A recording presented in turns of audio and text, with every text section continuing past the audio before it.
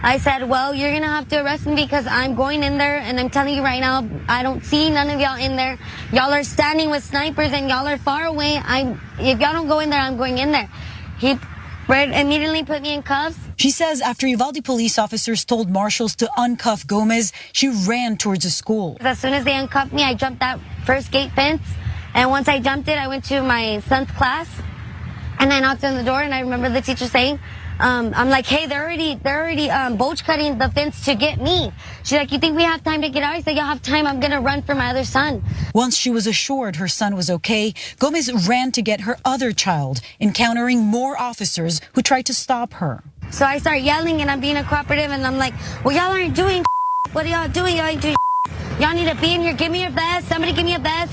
Something. And you were hearing gunshots, so you knew you could hear the gunshots. Was an active shooter. It was still active. The gunshots were still active. They were not in there. There was no one in there. If anything, when I pulled up, my car was closer to the school than where the snipers and everybody that was laying on the ground were.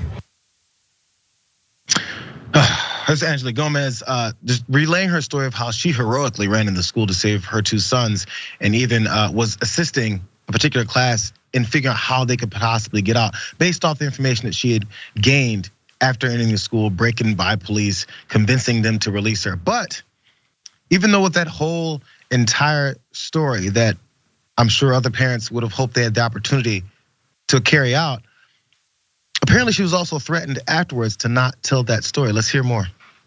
Her frustration is what's reverberating across this community at this point. And she also told me that she's on probation for some charges from about a decade ago, and that she received a call from someone in law enforcement telling her that if she keeps talking to media, or if she keeps sharing her story, that she might face some kind of violation for obstruction of justice. So she was holding back from sharing her story until now because a judge told her that she was brave and that her probation would be shortened. So that gave her the courage to talk to us. Her uncle's the one who called me and said, you have to hear her story, and I'm so glad.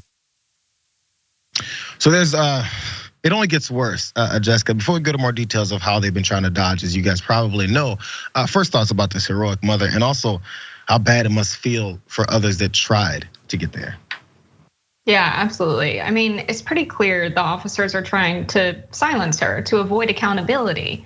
And to call this obstruction of justice is insane, right? Law and justice are not the same. The power of law and the power of law enforcement is not the same as justice. The officers are clearly conflating these two, and for her to talk about this afterwards, right? She's not getting in the way of an investigation or a criminal case. She's telling her firsthand account of what happens. And if the police officers decide to pursue this and there's a case brought against her for getting in the way of an ongoing investigation or crime scene for what she did the day of the shooting, that would be retaliation. So what's going on here is absolutely insane. The way the police are trying to use their power to silence her for talking about this is awful. It's really scary. If nothing else, this makes anyone who maybe didn't believe that they had this level of incompetence, maybe think about it more, or even think about the fact that they're moving on to make sure that nothing further than what they want to tell us gets exposed.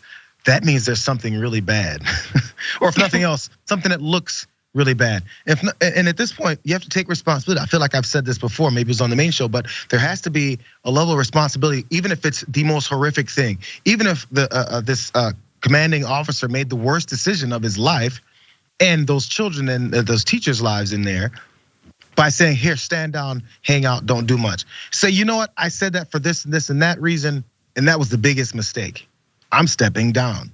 Because that's your job. And if you don't do your job well, you shouldn't do that job anymore. It's like that with any other field. I'm not sure why this one is so apologetic to folks who fail, especially on this kind of scale, when someone else who has absolutely zero training, named Angela Gomez, runs in the building and does more police work than you could have done, just off of instinct. Okay, I don't want to keep going on about this, but we know how incompetent this was. It's time to see a little bit of accountability and a few more answers. I'm glad she's brave enough to speak out after being brave enough to run in and save her two children.